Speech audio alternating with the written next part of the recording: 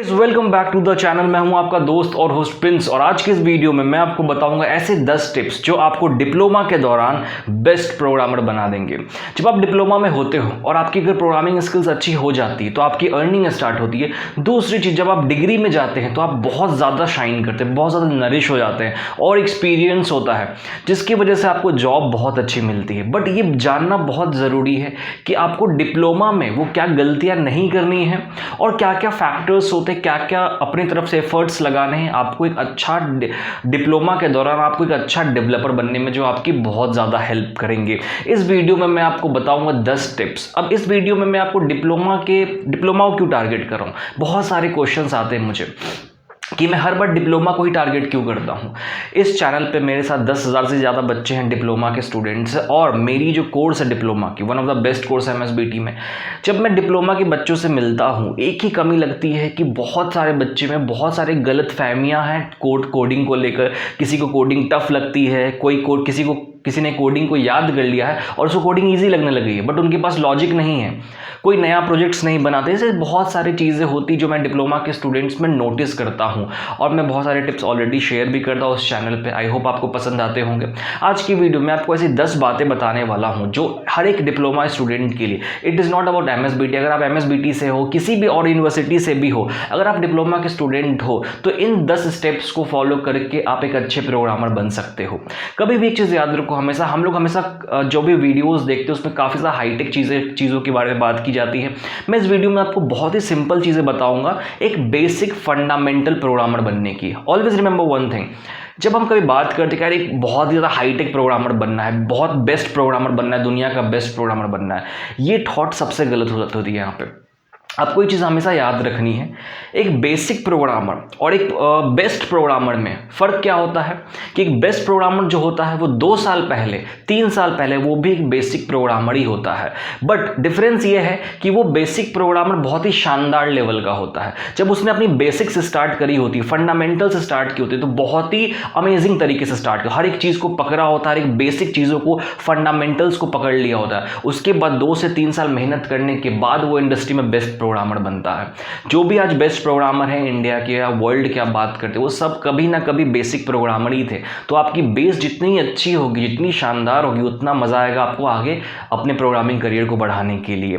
मैं आपको आज 10 टिप्स बताने वाला हूं जो बहुत ज़्यादा इंपॉर्टेंट है डिप्लोमा के अकॉर्डिंग, और मैंने ये सारे स्टेप्स को फॉलो किया है, तभी आज आपको पढ़ाता हूँ मैं कोडिंग। और हमारे कोर्स में 10,000 से भी ज़्यादा बच्चे आते हैं मॉक टेस्ट में, जो कि बहुत बच्चे पसंद करते हैं हमारे कोर्सेज को। सो बेसिकली मैं आज आपको 10 चीज़ें बताऊँगा जो आपके लिए काफ़ी ज़्यादा बेनिफिशियल होगी। इन 10 स्टेप्स को अगर आपने फॉलो किया तो मेरी गारंटी कि आप एक one of the best programmer अपने डिप्लोमा टाइम में बन जाओगे।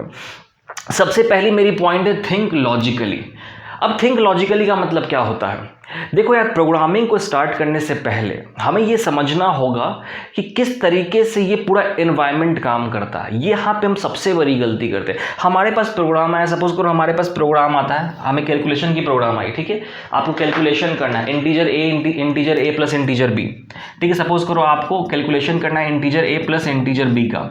आपने इसको याद कर लिया कि यार कैलकुलेशन इसी तरीके से होती है कि आपको इंटीजर ए लिखना है प्लस इंटीजर बी लिखना है, और आपको sum equals to integer a plus integer b कर देना है। आपने ये चीज़ समझ ली है कि हाँ यार इसी तरीके से प्रोग्रामिंग की जाती है।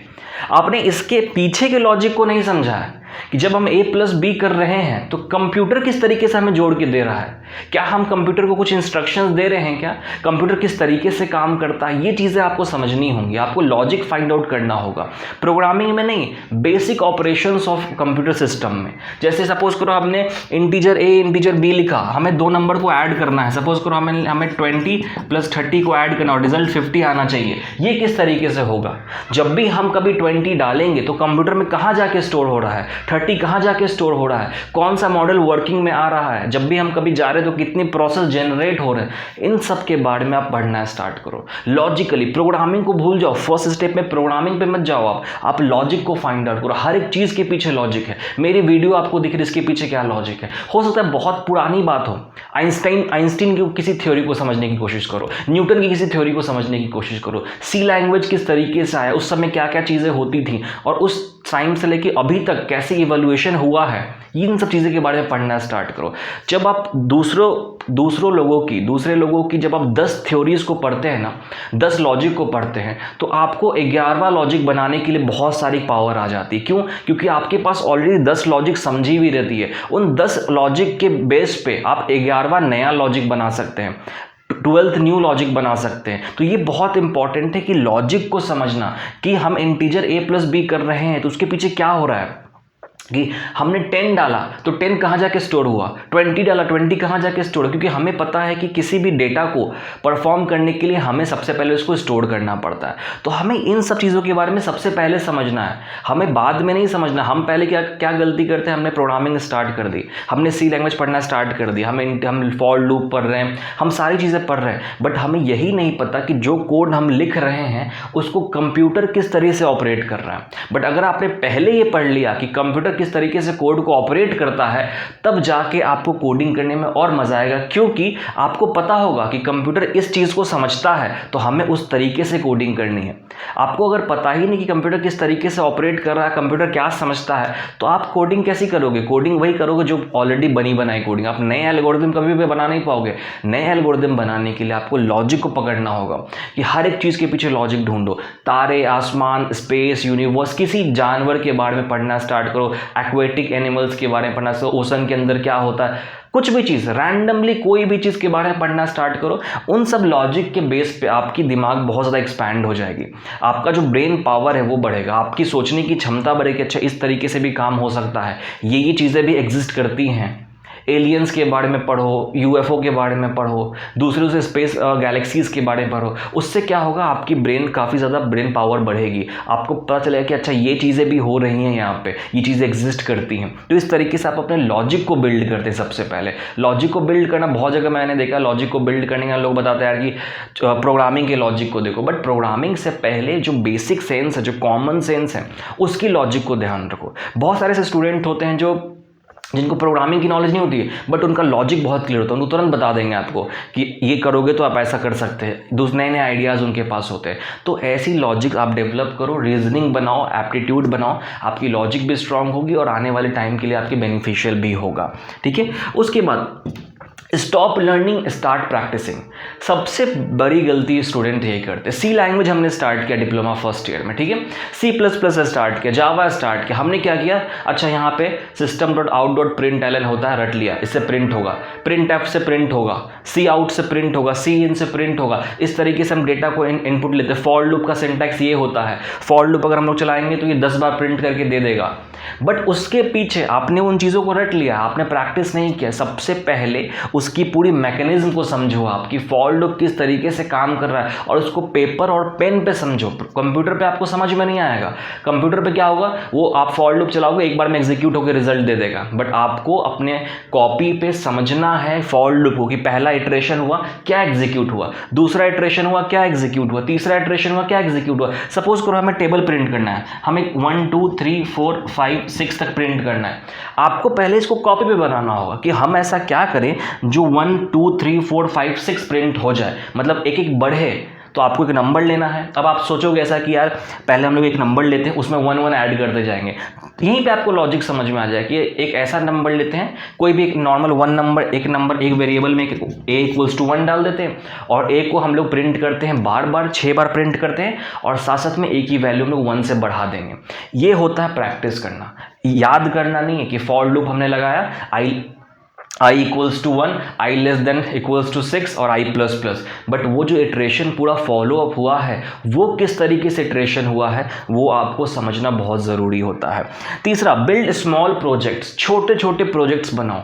जैसे कैलकुलेटर के एप्लीकेशंस बना लिया, कोई भी ग्राफिकल एप्लीकेशंस बना लिया, लाइब्रेरी मैनेजमेंट सिस्टम, स्टूडेंट में एकदम छोटा से छोटा एप्लीकेशंस बनाओ।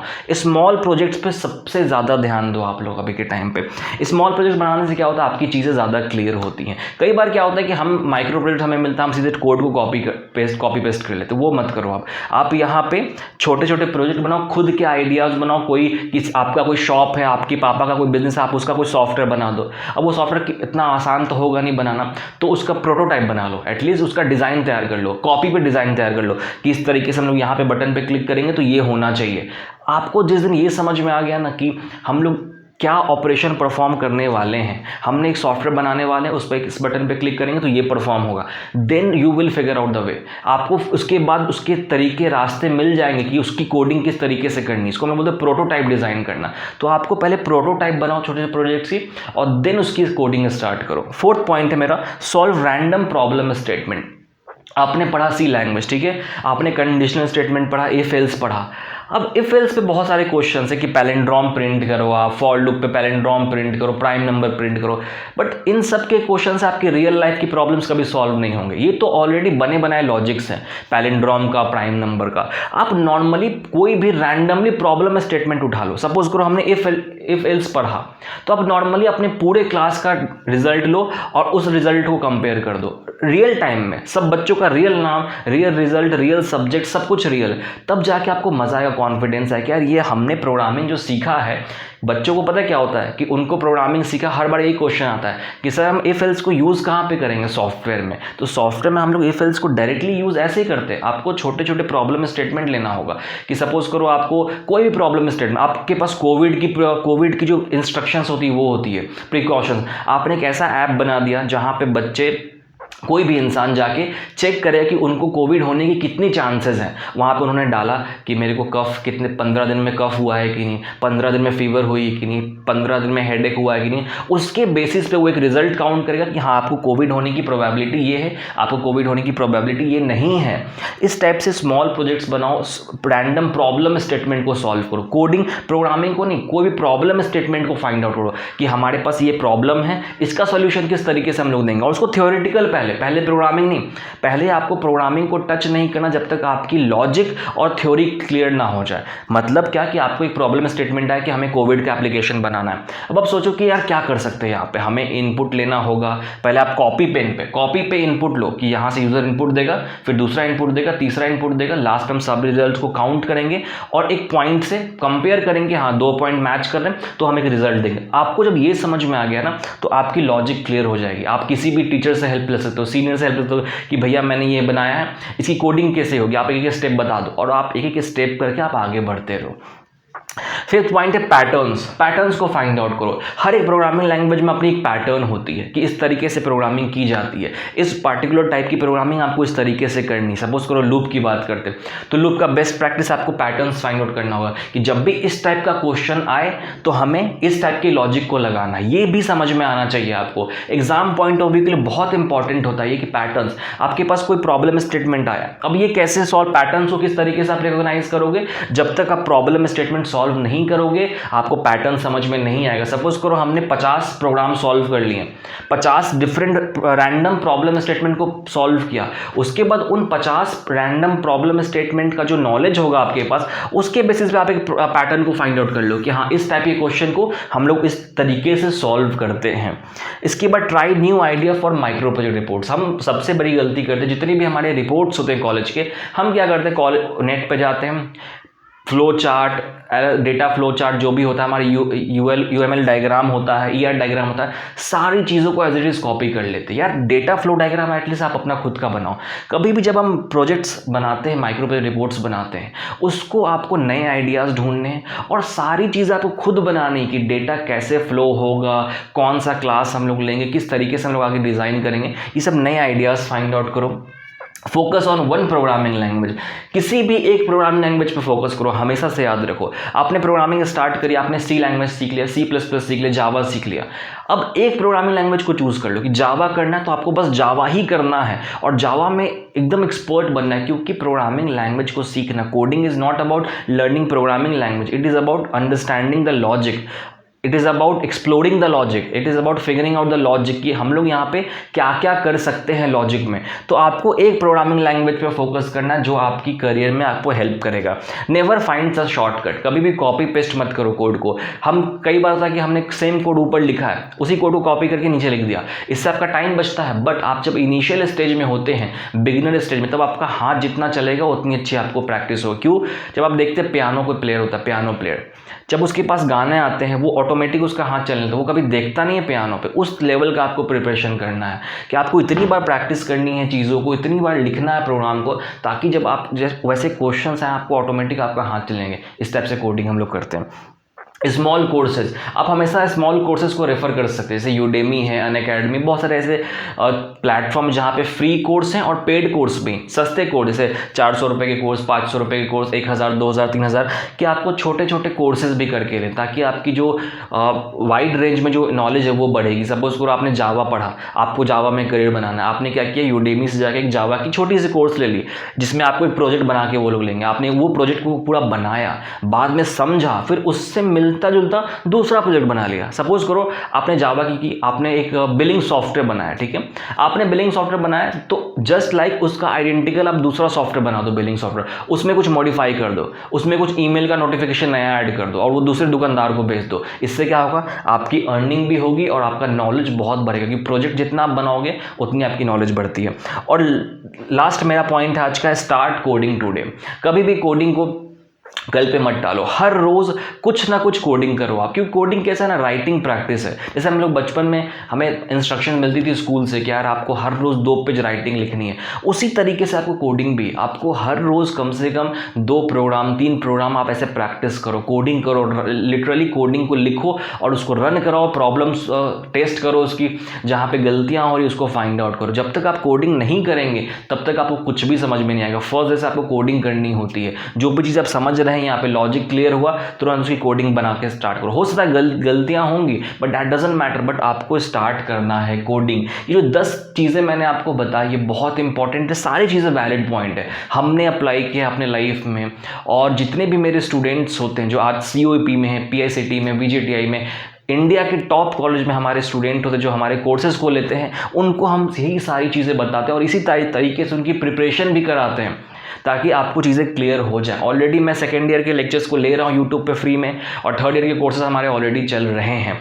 तो अगर आपको कुछ भी एक्स्ट्रा इन्फॉर्मेशन चाहिए, कुछ भी क्वेश्चन पूछना है मुझसे, आप मुझसे कमेंट में पूछो, मैं आपके रिप्लाई देने का पूरी कोशिश करूँगा। आई होप आपको चीज़ें क्लियर हो गई होंगी और आपको बहुत ज़्यादा हेल्प मिलेगा इस वीडियो से और इन सारे टिप्स को फॉलो करके। प्लीज़ इस वीडियो को शेयर करना अपने दोस्तों के साथ, जिनको भी आपको लगता है कि उनको शेयर करना, उनको हेल्प मिलेगा कोडिंग में और चीज़ों को समझने में कि डिप्लोमा में क्या चीज़ें इंपॉर्टेंट है। और डिप्लोमा की बहुत जल्द एक मैं नई कोर्स को लाने वाला हूँ, diploma first year, second year, third year, मतलब उस कोर्स को डिप्लोमा के किसी कोई बच्चा कर सकता है और वो कोर्स पूरी फ्री होगी। यूट्यूब पे मैं डालूंगा कि how to become a diploma star, क्योंकि डिप्लोमा एक ऐसी चीज़ है बहुत ही पोटेंशियल है, बट कोई बात नहीं करता डिप्लोमा के बारे में। सबको लगता है कि डिप्लोमा काफ़ी छोटी कोर्स, अंडररेटेड कोर्स है, या डिग्री है, सीनियर की कोर्स है, बट डिप्लोमा में बहुत पोटेंशियल है। डिप्लोमा में रहते रहते आप 10-15 लाख 20 लाख तक की पैकेज या फिर आप 20 लाख तक का पैसे कमा सकते हो डिप्लोमा में रहते हुए। जी हाँ, हमने जो ट्राई किया है अपने डिप्लोमा में, हमने जो एक्सपेरिमेंट किया था अपने डिप्लोमा में, आज उसी की बदौलत हम लोग इस लेवल पर आ चुके हैं। तो आपको ये सारी चीज़ों को फॉलो करना है।